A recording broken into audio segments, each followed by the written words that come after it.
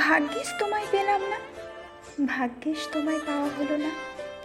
না হলে বুঝতাম না লেখার মাঝেও ঠিক এতটা গভীরতা থাকতে পারে, এতটা আবেগ থাকতে পারে। হয়তো তোমাকে পাইনি বলেই আজও তুমি সেই প্রথম দিনের মতোই সুন্দর, আজও তুমি প্রথম কথার মতনই ভালো লাগা, আজও তুমি সেই প্রথম আসা রিংটনের মতনই আবেগ, আজও তুমি সেই কল লিস্টে থাকা প্রথম সারির অপেক্ষা। জানো তো, মাঝে মাঝে মনে হয় জীবনের সব কিছু না পাওয়াই ভালো।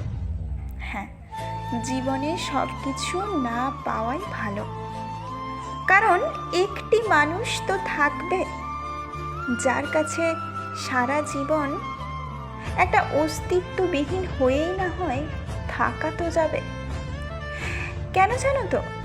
কারণ সারা জীবন একটা মানুষের কাছে ভালো হয়ে থাকা নেভার নেভার পসিবল, এটা কখনোই সম্ভব নয়। কিন্তু একটা মানুষের কাছে সারা জীবন অপ্রিয় হয়ে থাকাই যায়। হ্যাঁ, তাই কিছু কিছু সময় কোনো কোনো মানুষ চলে যাওয়াই ভালো। কোনো কোনো সময় এই পৃথিবীতে নিজের চাওয়াগুলো না পাওয়াই হয়তো ভালো। কেউ তো তাকে মনে রাখবে, অপ্রিয়ের জায়গা থেকে হলেও কেউ তো তার কথা ভাববে। আক্ষেপ, ভালোবাসা, স্মৃতি এইটুকু তার মনে, তার খেয়ালে আসবে।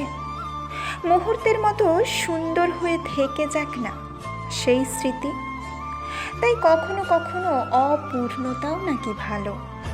ভালোবাসার সবচেয়ে বড় উদাহরণ হলো অপূর্ণতায়, অস্তিত্বে হৃদয় মাঝে থেকে যাওয়া, তাই না? তাই অবহেলাই না হয় মনে। জানো তো, অবহেলাও মাঝে মাঝে অনেক স্বস্তি দেয়, যা হয়তো ভালোবাসা দিতে পারে না।